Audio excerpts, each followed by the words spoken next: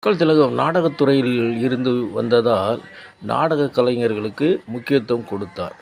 நம்பி இந்த நாடே இருக்குது தம்பி.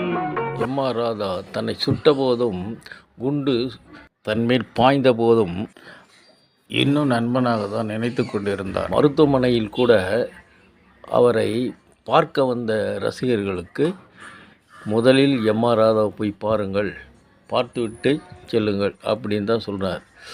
அவ்விதம் பகைவனுக்கும் அருளும் நெஞ்சம் கொண்டவர் மக்கள் திலகம். நாடகங்களை விட்டு சினிமாவில் வில்லன்களாக முழு நேரமாக இருந்தபோது ஆர்.எஸ். மனோகர் மட்டும் நாடகங்களில் சிறப்பாக நடித்து கொண்டிருந்தார். அதனால் அவரை அழைத்து நாடக காவலர் என்று பாராட்டி பட்டயமும் வழங்கினார். இந்த வீடியோ பிடிச்சிருந்தால் லைக் பண்ணுங்கள், சப்ஸ்கிரைப் பண்ணுங்கள், ஷேர் பண்ணுங்கள். தேங்க்யூ.